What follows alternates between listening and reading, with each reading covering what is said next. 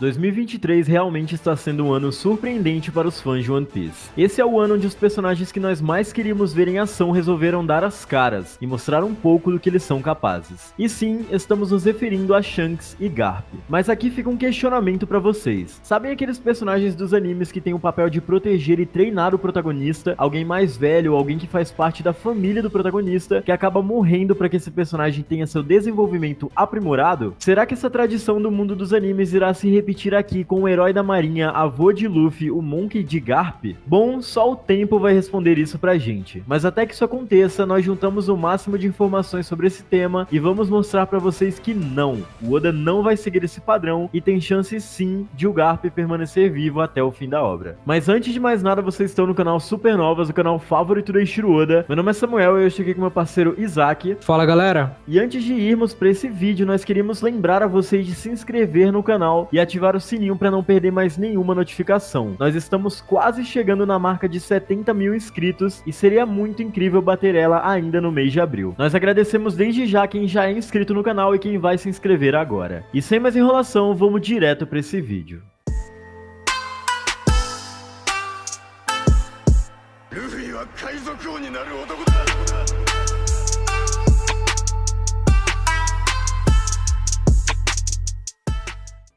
Primeiramente, quando começamos a ver um novo anime shounen, por si só já sabemos mais ou menos o que esperar. Aqueles clichês, aquelas estruturas narrativas que já foram muito bem consolidadas lá no Japão e que um mangá ou outro consegue se destacar disso, criando um universo totalmente criativo e novo vindo de um autor. O One Piece com certeza é uma inspiração para muitos desses autores que hoje produzem mangá, assim como Oda já se inspirou em outras obras, como Dragon Ball e Samurai X. O ponto é, esses clichês podem de alguma forma dar resposta para os acontecimentos do final da obra?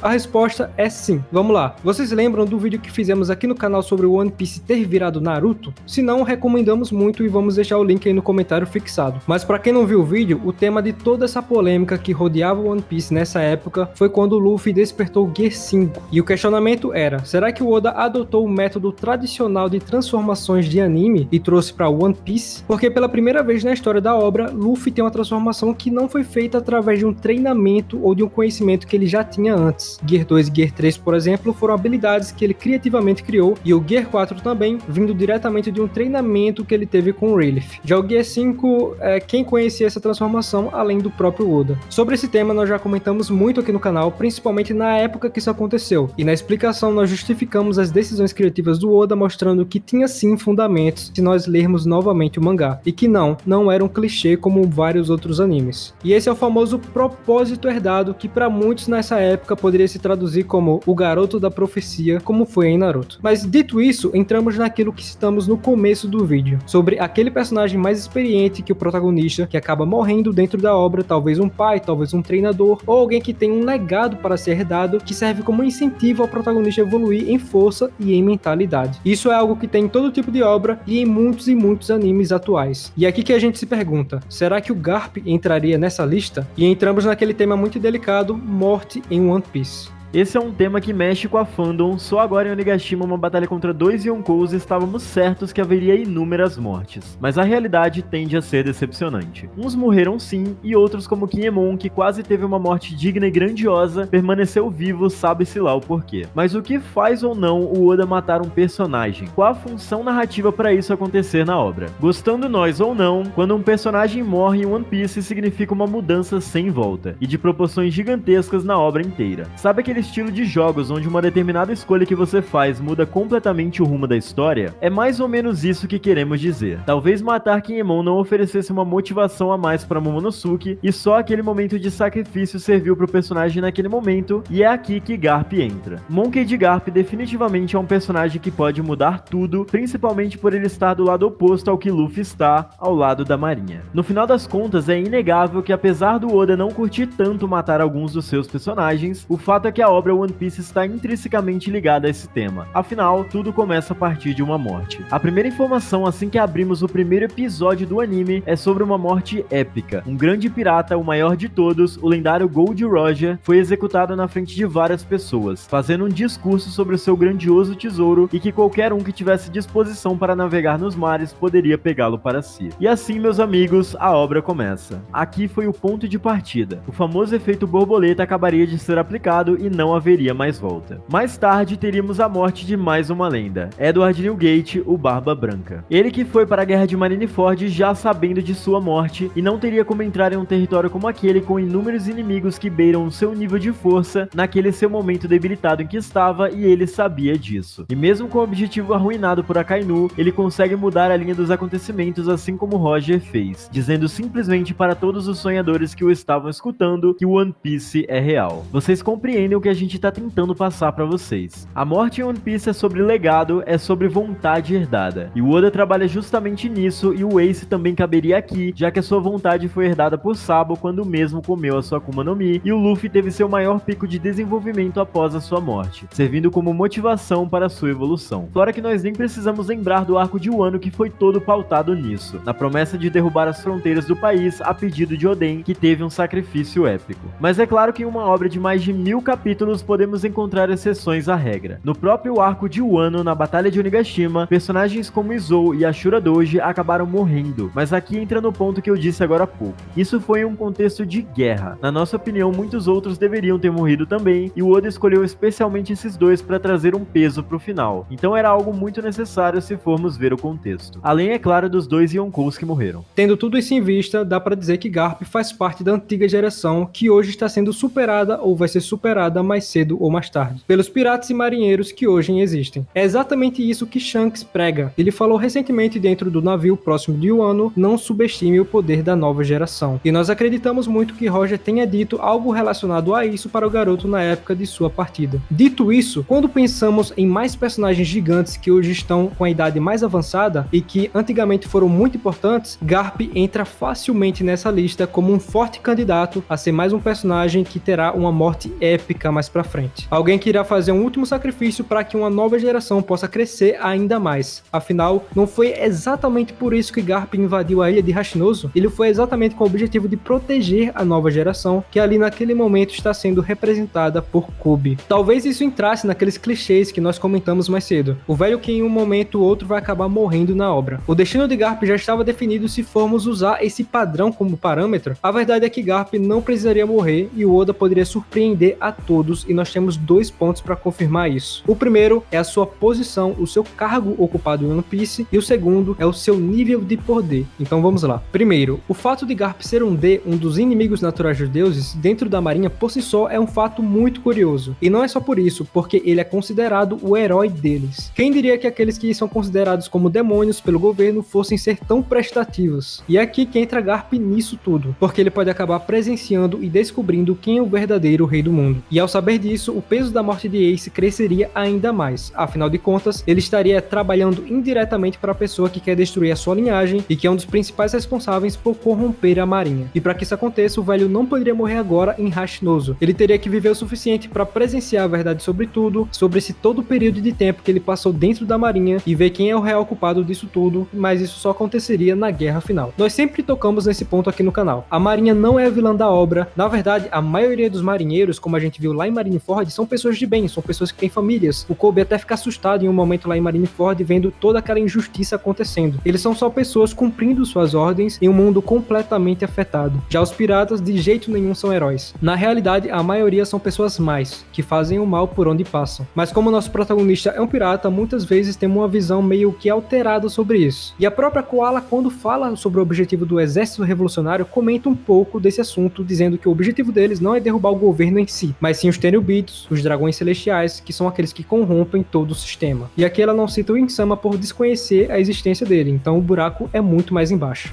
O segundo ponto é o nível de poder. E aqui podemos entrar no que está acontecendo nesse momento no mangá. As primeiras coisas que nos vêm à cabeça com Garp invadindo um território de um atual Yonkou são as seguintes. É claro que ele não vai derrotar, Teach é um vilão do Luffy. E ele faz parte da velha geração, assim como Barba Branca, e logo estará mais debilitado por causa da sua idade. E sinceramente, os dois pontos realmente fazem muito sentido. Mas aí o Oda simplesmente faz essa cena aqui. Então fica meio difícil entender qual é o real potencial desse personagem personagem, mesmo com a idade avançada. E sobre esse ponto a respeito da idade dele, isso pode não influenciar negativamente uma batalha, e quem disse isso foi o próprio Eiichiro Oda. Olha só o que ele fala em um SBS. Eu adoro personagens mais velhos. Eu acho que a idade adiciona um pouco de profundidade aos personagens, tanto masculinos quanto femininos. One Piece tem muitos personagens mais velhos muito interessantes, mas no mundo real, a idade tende a deixar as pessoas em um estado mais frágil. E sempre me desagradou o fato que existem muitos jovens por aí que simplesmente não têm um pouco de respeito por essas pessoas mais velhas, exatamente por serem velhas. Então com One Piece eu trouxe à vida uma das minhas incontáveis fantasias, que é o quão legal são as pessoas mais velhas que mantiveram suas forças ao passar dos anos. Um dia você também vai envelhecer, e seria ótimo se todos vocês pudessem permanecer tão fortes quanto os personagens mais velhos de One Piece são.